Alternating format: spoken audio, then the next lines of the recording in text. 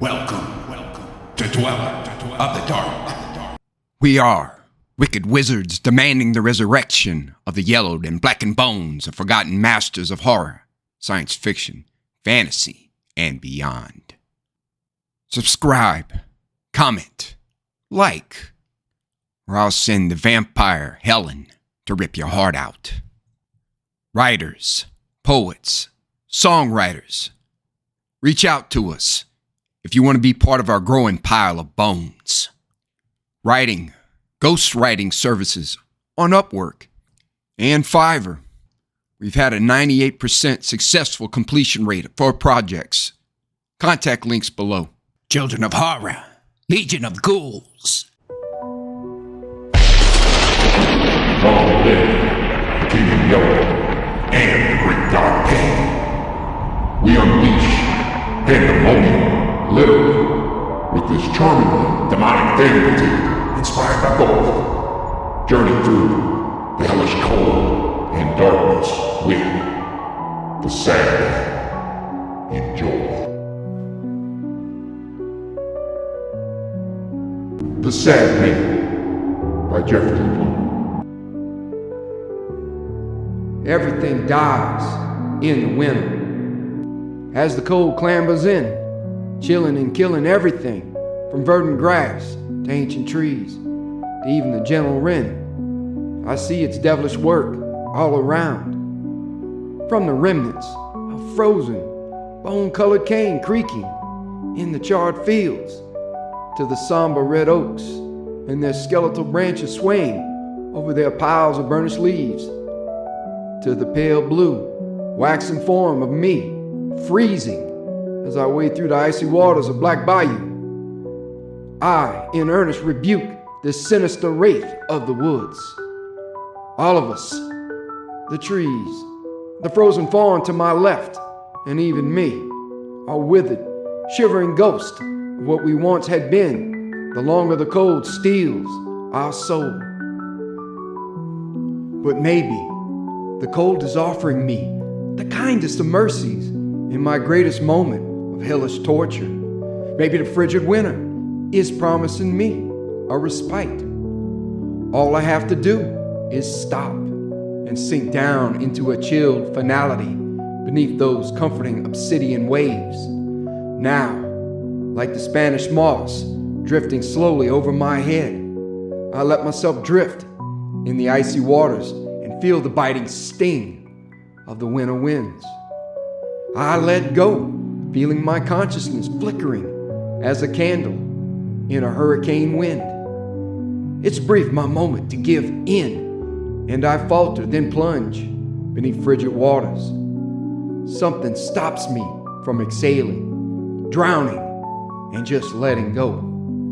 Was it hearing just overhead, at the shimmering surface, the whispers of the wind, or something else? Maybe Mama and Daddy just called out, seeing my stupidity. It sure sounded like them. Up from the murk, I re-embrace the numbing, windswept chill, seeing no one. I shake my head and groan at what I was about to foolishly do. How close was I before the very door of a cold death? I continue my swim. I must find shelter and build a fire soon, or I will be nevermore. But will a small fire be enough? Pausing in this macabre scene, in this spiraling dance with death, I look up at the tomb-gray pall of the wintry sky. How the north winds pull those purplish-black storm clouds right over my very head. Certainly, nature herself is ensuring my final demise to the foreboding terrors lurking in its wake. And, as if on cue, blinding lightning crashes down just to my left, smelling the burning of a nearby struck live oak and the ozone from the blast. I'm snapped out of the momentary pause skyward. I know now is not the time to stop and take a breath. I can't relax and lay low so close to them. I can't bed down in the dryness of the green palmetto and wait out the iced rains and lightning with the horde hunting me. For you see, I can hear their talons and their hooves closing on my trail. They slither, flop, and flap mere hundreds of feet behind me. As they gain, they use all their tricks to stall me. I can feel them in my head, taunting me. As my ears bleed from another trumpeting blast, I know they gain another few feet. I know it sounds like the rantings of a lunatic that I say such things. You ask, how can you believe such things? But by God, I swear what I tell you is the truth. Bedeviled predators are howling, soaring, and hunting after me. I know you can hear them, can't you? Please, tell me you can. Well, to hell with you if you can't.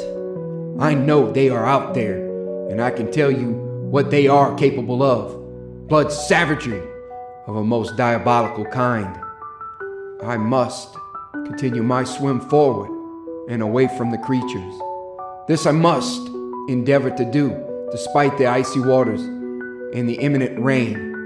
I just pray I get a break and those ominous black clouds aren't sleet or snow. If it is, I can't help but feel the long sleep, the night eternal, the permanent slumber is close at bay for me, especially if I stay submerged here and do nothing.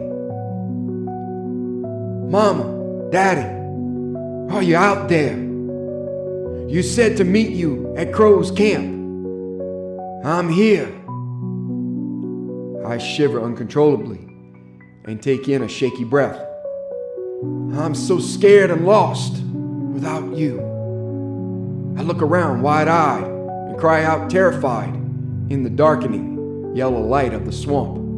Sobbing, I plead to the gusting, chilled winds watching a winter storm move in.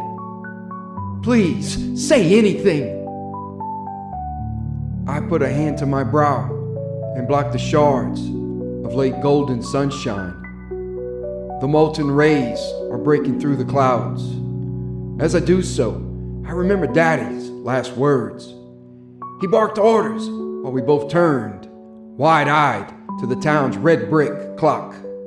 I think he gulped as he pushed me protectively into Black Bayou. It was in the same instance this towering, yellowish horn thing lumbered out of a mirroring rift. It was gelatinous and writhing as several yellow squid twisted together. But then, between the fluorescent ochre ooze and flailing tentacles, I saw its half form was peculiarly enough. A man with row upon row of shark-like teeth. To our shock, the half-formed or deformed squid creature continued oozing and writhing out of the shimmering portal near the town clock. As I floated in place in the silted brown water, Daddy barked orders and I nodded as best I could. Peanut, they are everywhere. We got to get to Crow's camp. He's got a bunk of guns and supplies. Daddy pointed to Mama, who was ducking between a frightened throng of people. Mama has run to get the boat started. I'll swing over there.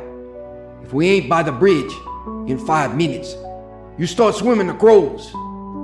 He tossed me something shiny, keys, that I narrowly caught in the water. Why don't I just go with you now? I looked up incredulously at having been thrown in the nasty bayou.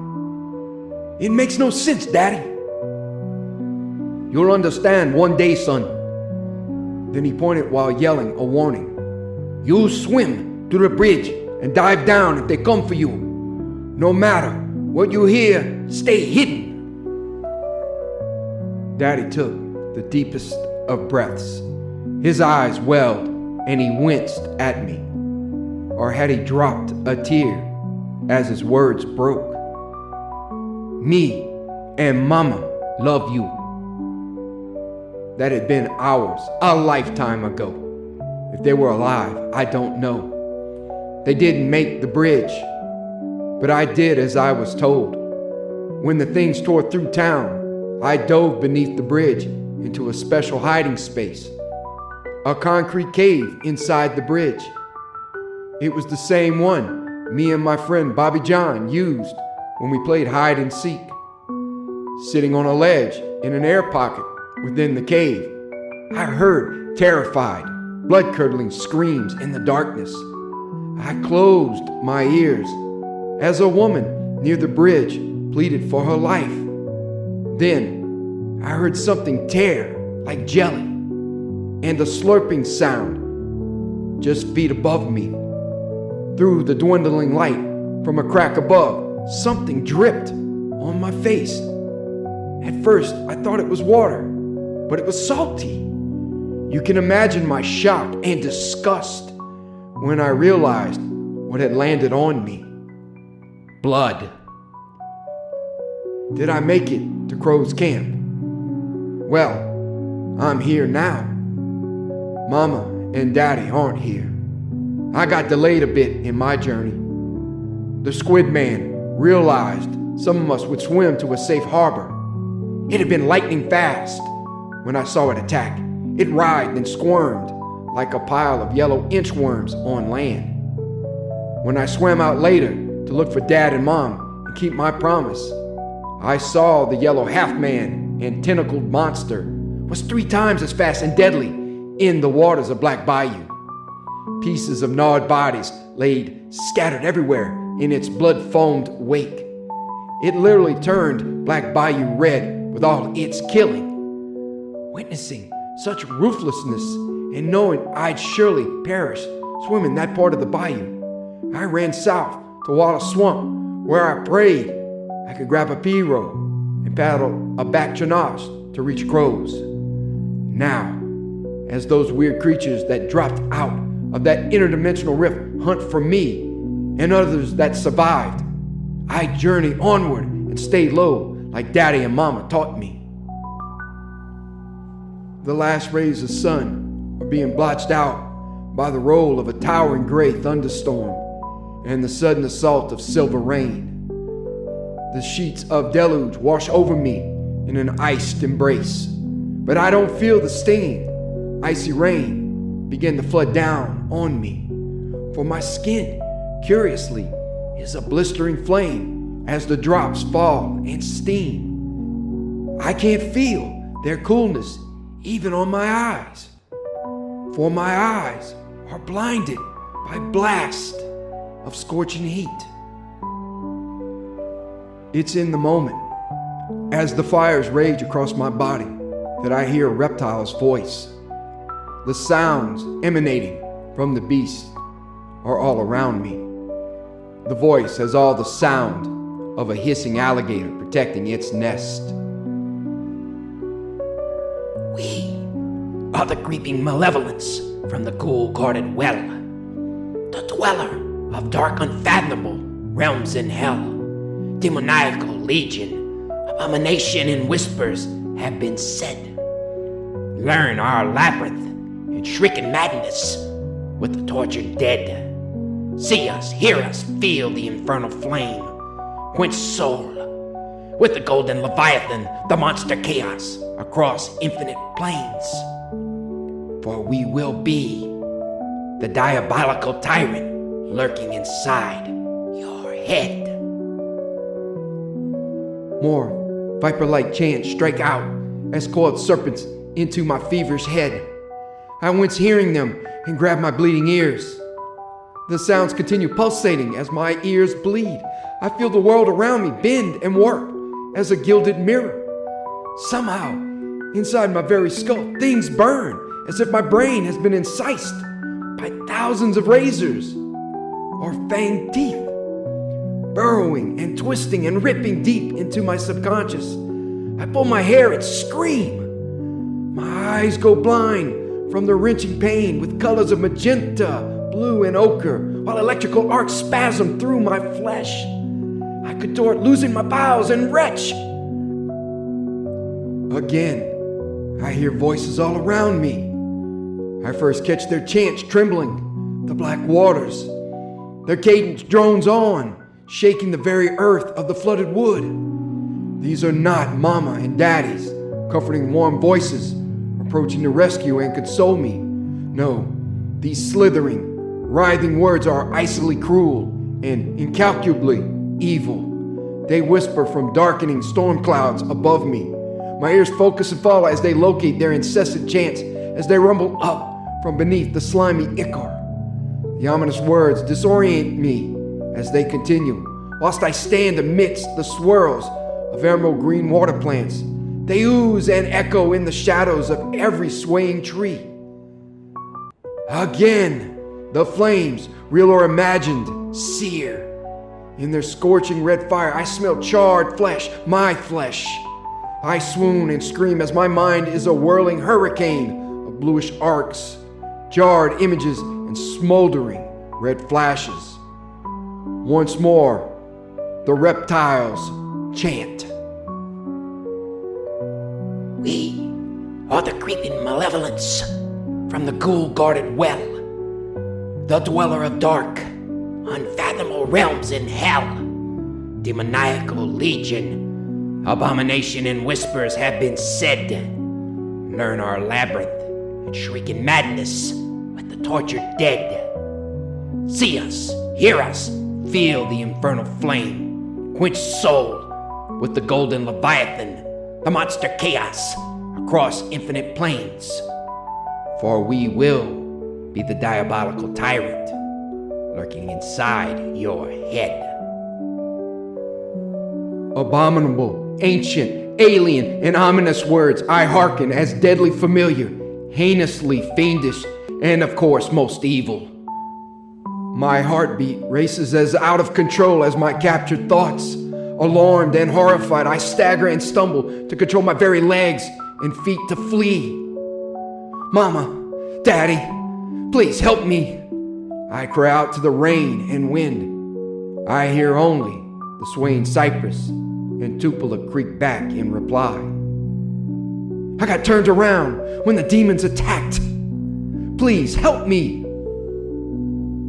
Only the moss swaying above my head answers back.